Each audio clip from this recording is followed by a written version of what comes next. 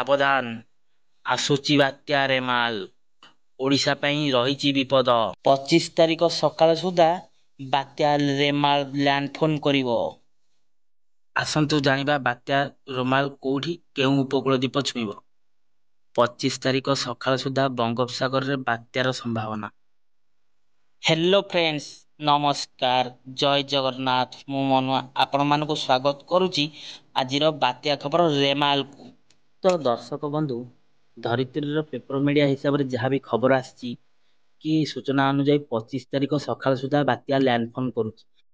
ଏହି ବାତ୍ୟା ରେମାଲର ପ୍ରଭାବ ଆମ ଓଡ଼ିଶା ଉପରେ କ'ଣ ପ୍ରଭାବ ପଡ଼ିବ ବା କ୍ଷୟକ୍ଷତି କ'ଣ କରିବ, ପବନ କେତେ ହେବ, ଏହା ସମ୍ପୂର୍ଣ୍ଣ ଡିଟେଲ୍ସ ମୁଁ ଆଜି ଆପଣମାନଙ୍କୁ ଏ ଭିଡ଼ିଓରେ ଦେଇଦେବି। ଆସନ୍ତୁ ଜାଣିନେବା। So let's start. ତ ଦର୍ଶକ ବନ୍ଧୁ, ଧରିତ୍ରୀର ପେପର ମିଡ଼ିଆ ହିସାବରେ ସୂଚନା ଅଛି ଯେ 25 ତାରିଖ ସକାଳ ସୁଦ୍ଧା ବଙ୍ଗୋପସାଗରରେ ବାତ୍ୟାର ସମ୍ଭାବନା। ଆଉ ଏହି ବାତ୍ୟାଟି ଯେଉଁ ରେମାଲ କେଉଁଠି ଛୁଇଁବ, ଆସନ୍ତୁ ଆମେ ଜାଣିନେବା କେଉଁ ଉପକୂଳ ଛୁଇଁଛି। ବଙ୍ଗୋପସାଗରରେ ସୃଷ୍ଟି ହୋଇଥିବା ଲଘୁଚାପ ଘନୀଭୂତ ହୋଇ ସଦୃଶ ଲଘୁଚାପ କ୍ଷେତ୍ରରେ ପରିଣତ ହୋଇଛି।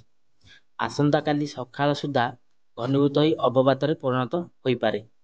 ପରେ 25 ତାରିଖ ସୁଦ୍ଧା ଏହା ବାତ୍ୟାର ରୂପ ନେବ ଏବଂ ପରେ 26 ତାରିଖ ସନ୍ଧ୍ୟା ସୁଦ୍ଧା ଗୋଟିଏ ଭୀଷଣ ବାତ୍ୟା ଭାବେ ବାଂଲାଦେଶ ଏବଂ ପାର୍ଶ୍ୱବର୍ତ୍ତୀ ପଶ୍ଚିମବଙ୍ଗ ଉପକୂଳ ପାଖାପାଖି ସମୁଦ୍ର ମଧ୍ୟରେ ଯାଇ ପହଞ୍ଚିବାର ସମ୍ଭାବନା ରହିଛି।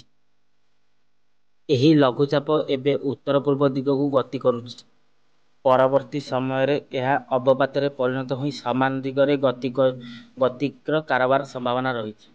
24 ମେ 2024 ପୂର୍ବାହ୍ନ ସୁଦ୍ଧା ବଙ୍ଗୋପସାଗରରେ କେନ୍ଦ୍ରୀୟ ଅଂଶ ଉପରେ ଏହାର ଏକ ବାତ୍ୟାର ପରିବର୍ତ୍ତନ ହୋଇ ଉତ୍ତର ପୂର୍ବ ଦିଗକୁ ଗତି କରିବାର ସମ୍ଭାବନା ରହିଛି।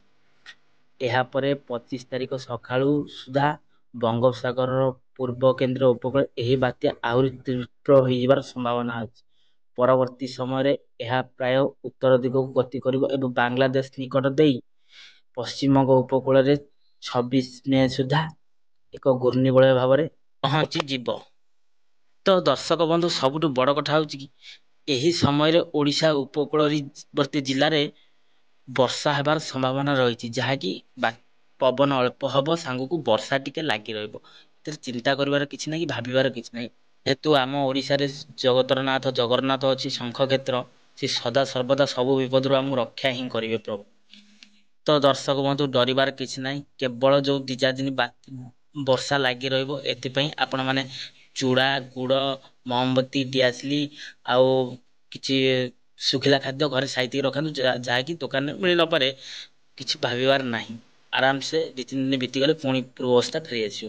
ତ ଦର୍ଶକ ବନ୍ଧୁ, ଆପଣମାନଙ୍କୁ ଆଜିର ଏଇ ବର୍ଷା ବାତ୍ୟାର ଛୋଟ ଅପଡେଟ୍ଟି ଆପଣମାନଙ୍କୁ କେମିତି ଲାଗିଲା, ଦୟାକରି ଭିଡ଼ିଓଟାକୁ ଲାଇକ୍ କରିବେ ଆଉ ଚ୍ୟାନେଲଟାକୁ ଏବେ ସବସ୍କ୍ରାଇବ୍ କରି ପାଖରେ ଦେଖନ୍ତୁ ଅଲ୍ରେ ରଖିଥିବେ। ତ ଆଜି ପାଇଁ ବିଦାୟ ନେଉଛି, ପୁଣି ଦେଖିବା ନେକ୍ସଟ ଏପିସୋଡ୍। ବିଦାୟ ଦିଅନ୍ତୁ, ରହୁଛି, ନମସ୍କାର, ଟେକ୍ କେୟାର, ବାଏ ବାଏ, ଜୟ ଜଗନ୍ନାଥ।